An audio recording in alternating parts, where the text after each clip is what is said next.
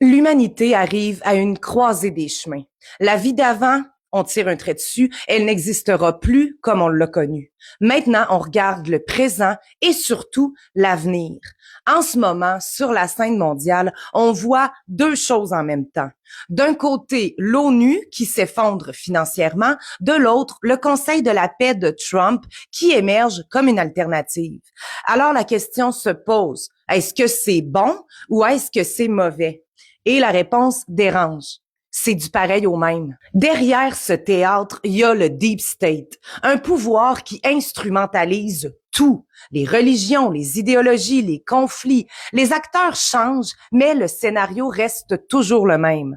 L'enrichissement des plus riches et l'effacement graduel des plus pauvres, désormais jugés inutiles dans un monde où la technologie remplace la main-d'œuvre humaine. Des cercles fermés, des tables où s'assoient des traîtres, loin de notre réalité, des décisions prises en haut dans les intérêts de l'oligarchie, pendant que la majorité de la population mondiale vit en bas avec les conséquences. Ce qu'on appelle une alternative ressemble surtout à un modèle encore plus fermé, avec un pouvoir encore plus centralisé, réservé aux grandes puissances.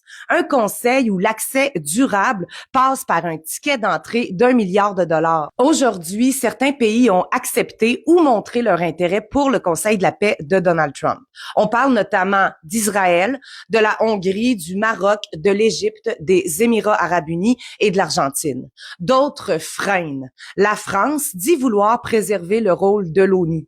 Le Royaume-Uni se dit inquiet. Le Canada, lui, reste sur sa réserve. Il continue de financer l'ONU, ne rejoint pas le Conseil de la paix et observe l'évolution sans prendre position de rupture.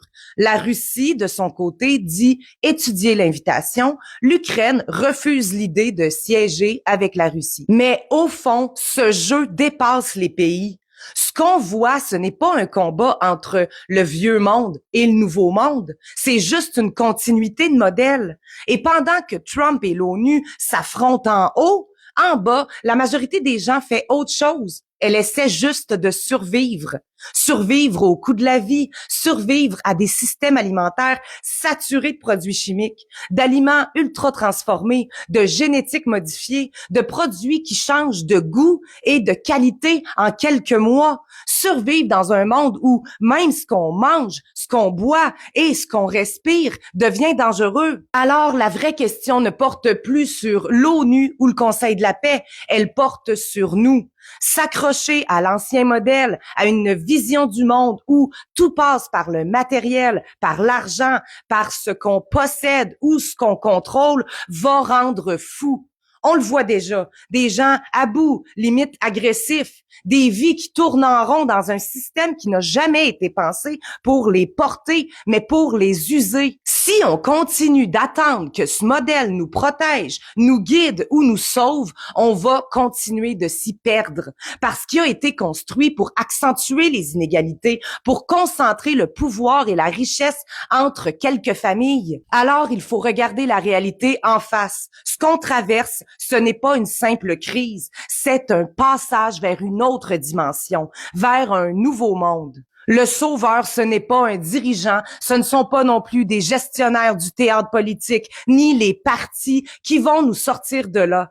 Tout ça appartient au vieux modèle qui promet, qui divise et qui recycle constamment les mêmes structures. Le vrai sauveur, c'est toi, c'est moi, c'est nous.